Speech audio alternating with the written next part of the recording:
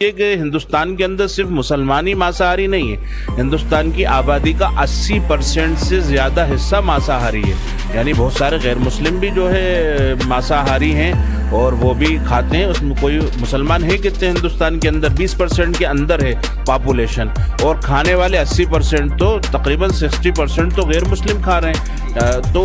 یہ کوئی ایسی بات نہیں ہے، مانساہار کوئی عیب نہیں ہے، اپنی اپنی چوائس ہے، جس کو شاکاہاری ہونا ہے وہ شاکاہاری رہے، جس کو مانساہاری ہونا ہے وہ مانساہاری رہے۔ ویسے ہمارا ملک آزاد ہے اور سب کو اپنا کھانا، اپنا کپڑا، اپنا دھرم، اپنا انداز چننے کا اختیار ہے۔ ہمارے گاؤں کے علاقوں کے اندر جو جانور کو پالنے والے، بیچنے والے ہوتے ہیں، وہ سب اکثر غیر مسلم ہوتے ہیں۔ اربوں روپے کا کاروبار بقرعید کے دن ہوتا ہے۔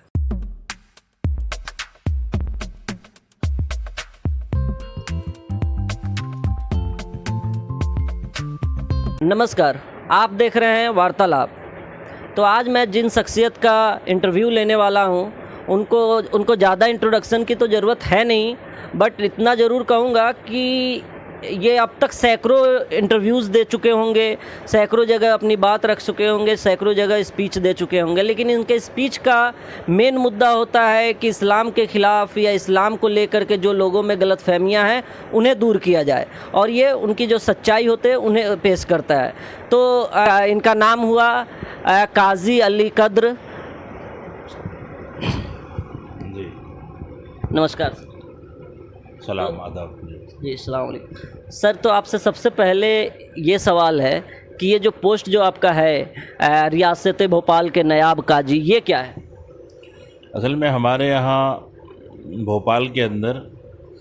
300 سال سے قضیات قائم ہیں، اور جب انگریزوں کی حکومت تھی اور انگریزوں کے ہندوستان آنے سے بھی پہلے یہاں پر نوابوں نے یہ اس قضیات کو قائم کیا تھا، اور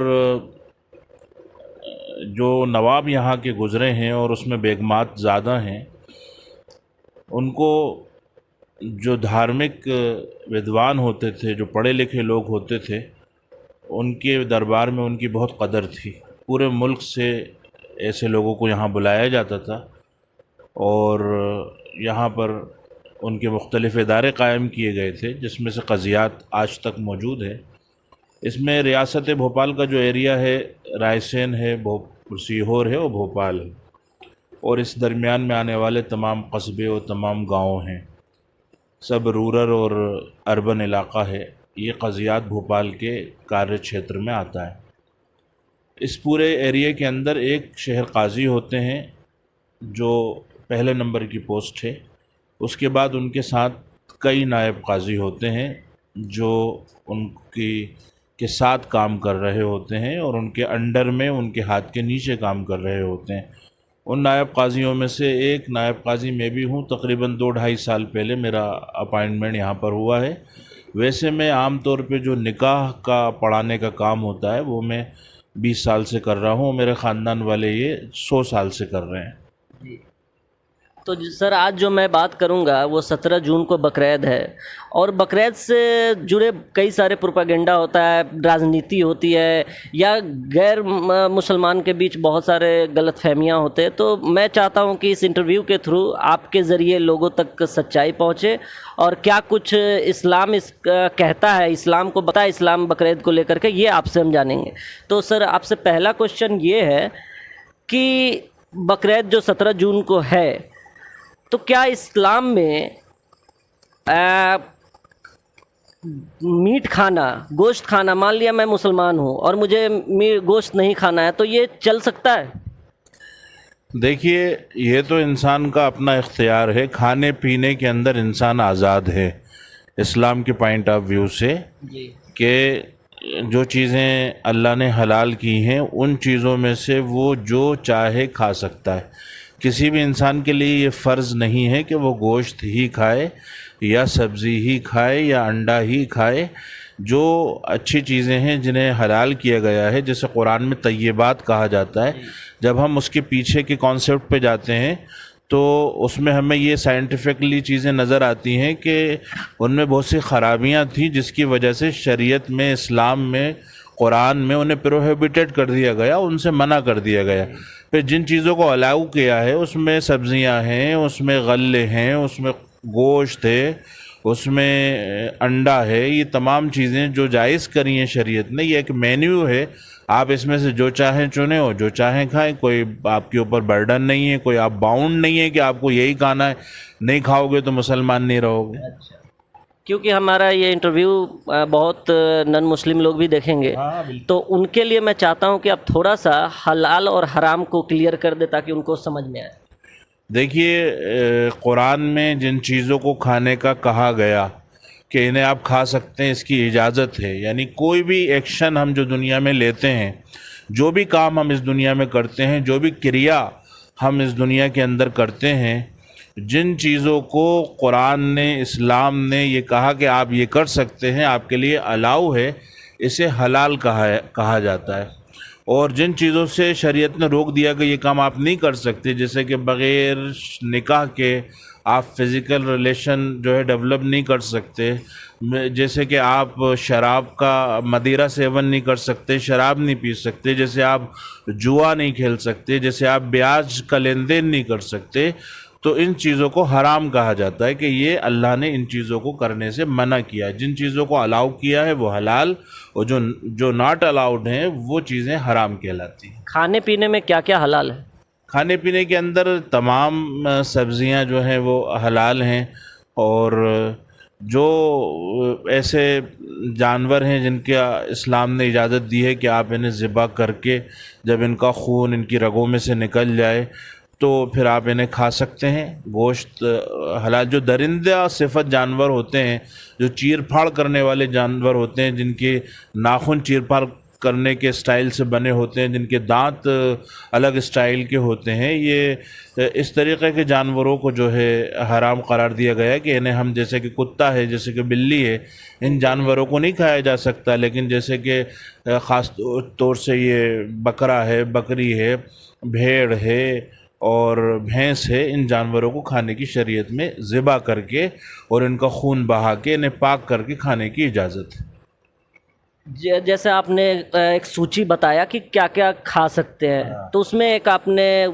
بھینس بتایا، کھسی بتایا، لیکن جیسے کہ ہمارے دیش میں الگ الگ طرح کے لوگ رہتے ہیں، الگ الگ بلیفس کے لوگ رہتے ہیں، تو کئی لوگ نا گائے کو ماں مانتے ہیں، ماتا مانتے ہیں اور ان کا پوجا بھی کرتے ہیں، تو ایز اے مسلم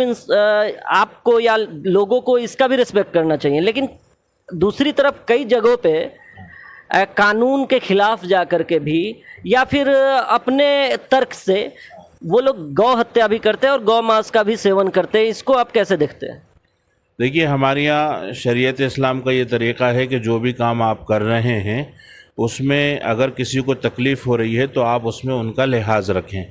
اللہ کے نبی صلی اللہ علیہ وسلم نے یہ فرمایا کہ جو راستہ تنگ کرے گا اسے اعلیٰ ترین عبادت کا بھی ثواب نہیں ملے گا، اور راستے سے تکلیف دینے والی چیزوں کو، ٹھوکر ہے، پتھر ہے، کچرا ہے، کانٹا ہے، اسے آپ ہٹاؤ گے تو یہ بہت اعلیٰ ثواب کا کام ہوگا، پنیہ کا کام ہوگا۔ تو کوئی بھی کام اگر آپ کو ایسا کرنا ہے جس کی وجہ سے کسی کو تکلیف ہوتی ہے تو شریعت اس کے بارے میں یہ کہتی ہے کہ آپ کو دوسروں کا لحاظ رکھنا چاہیے، جو لوگ رہتے ہیں ان کے دل نہ ٹوٹیں۔ اگر آپ کو کھانا ہے آپ کھائیے، کوئی ایسا مسئلہ نہیں ہے، لیکن اگر کسی کو تکلیف ہوتی ہے تو اس کا بھی لحاظ رکھیے۔ لیکن جہاں مسئلہ گائے کا آتا ہے، کیونکہ یہ قانوناً بعض صوبوں کے اندر، یہ بھی آپ کو معلوم ہونا چاہیے کہ ہندوستان کے تمام صوبوں کے اندر منع نہیں ہے، لیکن جن صوبوں کے اندر خاص طور سے قانونی طور پر اس کو قانون بنا کر منع کر دیا گیا ہے، اور جس کو جب سینسیٹیو ہے وہاں کا، تو وہاں پر اس قانون کا لحاظ رکھنا چاہیے اور اس سے ہر ایک انسان کو بچنا چاہیے۔ جیسے کہ آپ شریعت بھوپال کے نائب قاضی ہیں، اچھا پوسٹ ہے، بہت عہدہ اس کا اونچا ہے، اور آپ اتنا کلیئرلی اس کو بتائیں کہ دوسرے دھرم کو یا پھر آپ کے پڑوسی کو اگر آہت ہوتی ان چیزوں سے تو آپ وہ کام کریں ہی نہ، بھلے ہی آپ کے لیے حلال ہے، لیکن پھر بھی اس کے باوجود کئی لوگوں کے عالم لوگ یا کئی لوگ کیوں اپنا راجنیتی چمکاتے ہیں، یا پھر کیوں کون سا پروپیگنڈا ہے، وہ لوگ کیوں نہیں مانتے یہ بات، جبکہ اتنا کلیئر ہے، قرآن تو سب کے لیے سیم ہے، آپ نے اتنی اچھی بات رکھی کہ بھائی چارہ مینٹین ہوگا اس سے، تو اور لوگ کیوں اس پہ راجنیتی کرتے ہیں؟ میں یہ سمجھتا ہوں کہ جو اگر کوئی واقعی میں عالم ہے کسی بڑے مدرسے سے فارغ ہے، اسے سرٹیفکیٹ ملا ہوا ہے، جیسے ہمارے یہاں بڑے مدرسے ہیں، دیوبند ہے، ندوہ ہے، سہارنپور ہے، عقل کنواں ہے، اور پھر ان مدرسوں کے نیچے اور دوسرے مدرسے ہیں، اگر وہ کسی بڑے مدرسے سے پڑھ کر آیا ہے اور وہ واقعی میں اس نے اسلام کی تعلیمات پڑھی ہیں، تو وہ کبھی بھی اس کے نام پہ راجنیتی کر ہی نہیں سکتا، کیونکہ اسلام کی تو بنیاد یہ ہے کہ الفتنۃ اشد من القتل، یہ اصول ہے کہ فتنہ جو ہے یعنی بلوہ ہو رہا ہے، لڑائی جھگڑا ہو رہا ہے، یہ قتل سے بھی بڑا گناہ ہے۔ تو آپ کوئی بھی ایسا کام نہیں کریں جس سے فتنہ ہو، فتنے سے بچنا، فتنے کو اوائڈ کرنے کا کانسیپٹ اسلام کے اندر موجود ہے۔ تو اگر کوئی راجنیتی کر رہا ہوگا تو وہ عالم علماء میں سے بالکل بھی نہیں ہوگا، اور اگر وہ کر رہا ہے تو وہ عالم کا چوغہ پہنا ہے، وہ اصل میں عالم نہیں ہے۔ اگر ہم اس کی تحقیق کریں گے تو وہ کسی بڑے انسٹیٹیوٹ سے، کسی مدرسے سے پڑھا ہوا نہیں ہوگا۔ مدرسے سے نکلا ہوا آدمی کبھی بھی ان کھانے پینے کی چیزوں پر یا ان تمام چیزوں پہ بالکل راجنیتی کرتا ہی نہیں ہے، راجنیتی سے بہت دور رہتا ہے۔ جی، جیسا کہ بقرعید ہے 17 جون کو، تو لوگوں کو سمجھ میں آئے، کیونکہ آپ کچھ بھی کرتے ہیں، اسلام میں خاص کر ایسا کہا جاتا ہے کہ کوئی بھی چیز بنا وجہ کا نہیں ہے، سب کا ایک وجہ ہے۔ اور سب تو یہ بقرعید منانے کے پیچھے کیا کہانی ہے، اس کو منانے کا مقصد کیا ہے، کیسے شروعات ہوئی؟ دیکھیے، ایسا ہے کہ انسانی تاریخ کو، مانو اتہاس کو اگر ہم اٹھا کر دیکھیں، مانوتا کے اتہاس کو اٹھا کر دیکھیں، تو یہ بنیادی چیز ہمیں ملے گی کہ اگر ہمیں کوئی بھی اچھا کام کرنا ہے، تعمیری کام کرنا ہے، کوئی تبدیلی لانا ہے، انقلاب لانا ہے، کرانتی لانا ہے، تو اس کے لیے ہمیں بلیدان دینا پڑے گا، اس کے لیے آپ کو قربانی دینا پڑے گی۔ جیسے ایک بڑے نیتا گزرے ہیں سبھاش چندر بوس، وہ کہتے تم مجھے خون دو میں تمہیں آزادی دوں گا۔ اسی طریقے سے بھگت سنگھ گزرے ہیں، جنہوں نے قربانی کا کانسیپٹ دیا کہ آپ کو بلیدان دینا پڑے گا، قربانی دینا پڑے گی، تب جا کے آپ کو کچھ حاصل ہوگا۔ تو اس قربانی کے پیچھے قربانی کا کانسیپٹ ہے، وہی جب سرحد کے اوپر ضرورت پڑتی ہے تو ایک مسلمان جو ملٹری کے اندر ہوتا ہے وہ جاتا ہے، اور جا کے چاہے وہ بریگیڈیئر عثمان ہو، چاہے وہ بریگیڈیئر عبد الحمید ہو، جاتے ہیں، اپنی جان دیتے ہیں، اپنا خون دیتے ہیں۔ لیکن اس وقت تو آپ کو نہ جان دینے کی ضرورت ہے نہ خون دینے کی ضرورت ہے، تو اس قربانی کے جذبے کو ہم اپنے دل کے اندر رکھیں کہ ہر اچھا کام کرنے کے لیے، اچیومنٹ کے لیے، چاہے وہ آپ کی شریعت کے اعتبار سے ضروری ہے، چاہے وہ آپ کے وطن کے اعتبار سے ضروری ہے، آپ کے دماغ میں یہ رہنا چاہیے کہ ہم سیکریفائی کریں گے، ہم قربانی دیں گے۔ حضرت ابراہیم علیہ السلام جو محمد مصطفیٰ صلی اللہ علیہ وسلم کے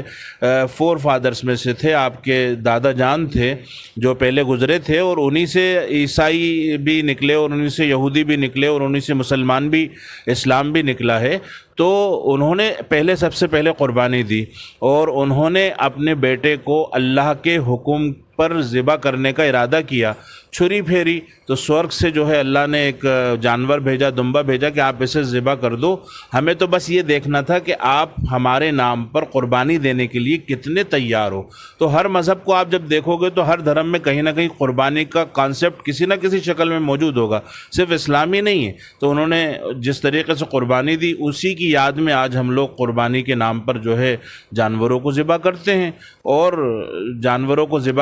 اور وہ فوڈ کی شکل میں وہ کھانا بٹتا ہے۔ جو لوگ شوشت ہیں، جو لوگ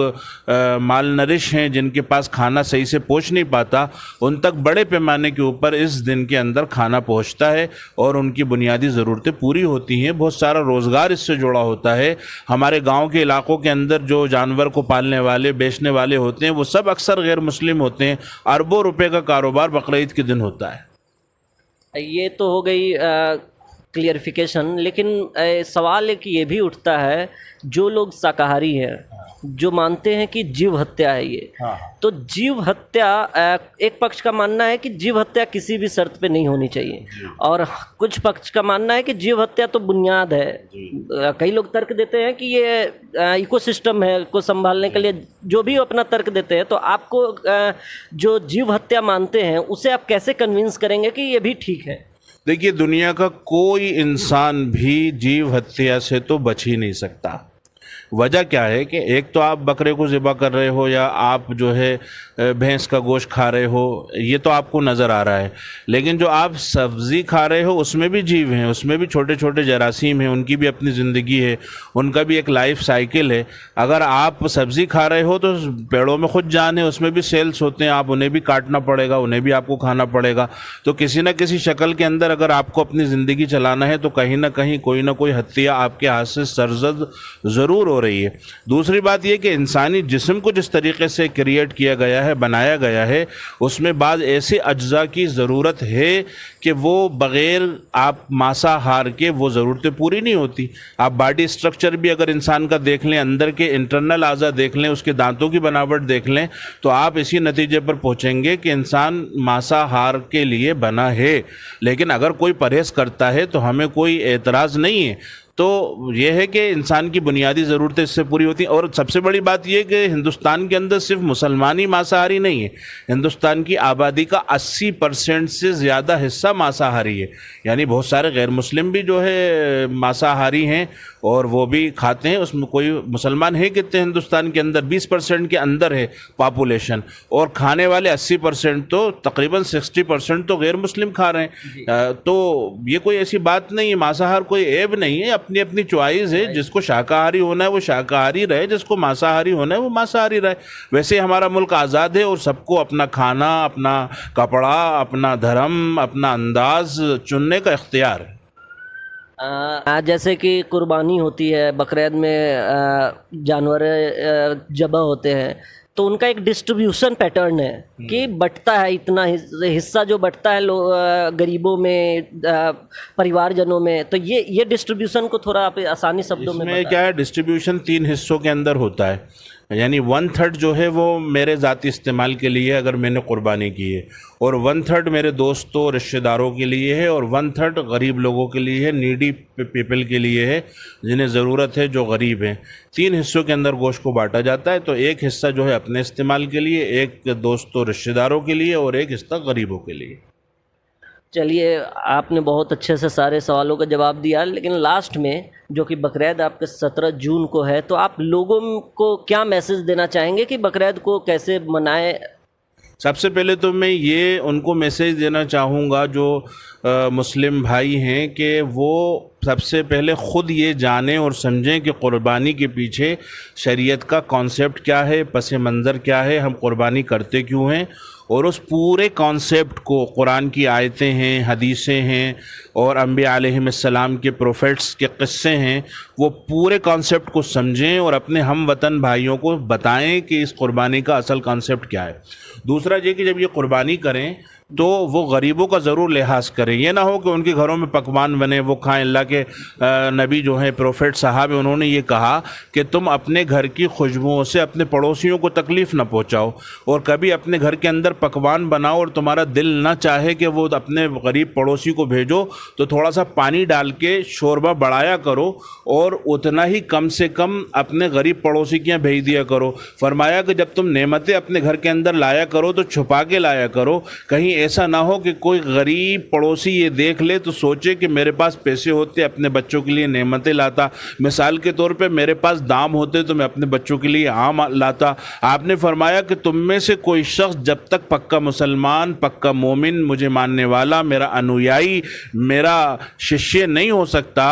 جب تک کہ وہ پیٹ بھر کے سوئے اور اس کا پڑوسی بھوکا سوئے۔ تو وہ پڑوسی ہندو ہو، وہ پڑوسی مسلمان ہو، وہ پڑوسی سکھ ہو کہ عیسائی ہو، اگر وہ بھوکا سو رہا ہے اور میں پیٹ بھر کے سو رہا ہوں تو میں صحیح معنی میں سچا پکا مسلمان نہیں ہو سکتا۔ تو جب ہم قربانی کریں گے تو ہمارے آس پاس جتنے بھی ایسے لوگ ہیں جو شاکاہاری ہیں، گوشت کھا سکتے ہیں، وہ ان کو گوشت دینا چاہیے۔ اور میں تو یہ کہوں گا کہ اگر ہمارے پڑوس کے اندر جو ماساہاری ہیں، گوشت جو کھا سکتے ہیں، ان کو ہم گوشت بھیجیں، اور بقرعید کے دن ہمارے جو پڑوسی ماساہاری نہیں ہیں، شاکاہاری غیر مسلم ہیں، ہم ان کو باقاعدہ کوئی دوسرا کھانا بنا کے بھیجیں کہ بہرحال عید سب کی ہے, ہماری بھی ہے, ان کی بھی ہے, تو ہمیں اپنے پورے محلے کا لحاظ اور خیال رکھنا چاہیے. تیسری چیز پیغام میں یہ دینا چاہوں گا کہ کیونکہ جب ہم قربانی کرتے ہیں تو اس میں خون بھی نکلتا ہے, اس میں بہت سا ویسٹیج بھی نکلتا ہے, تو اس کے پربندھن اور اس کو مینیج کرنے کے لیے ہمیں انتظامیہ کا, بلدیہ کا, نگر نگم کا پورے طریقے سے ساتھ دینا چاہیے.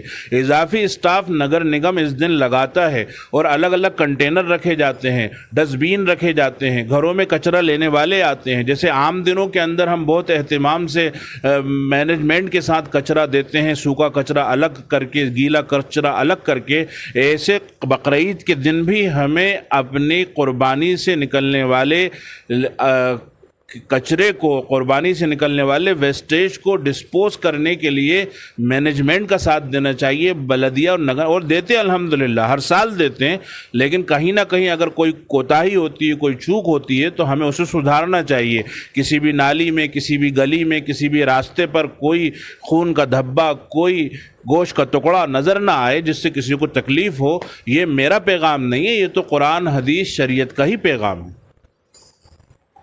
بہت اچھے سے بتایا سر آپ نے, آپ کا دھنیہ واد. تو میں بھی لوگوں سے یہی کہنا چاہوں گا, دھرم, جات پات, تہوار یا کسی بھی دھرم کا گرنتھ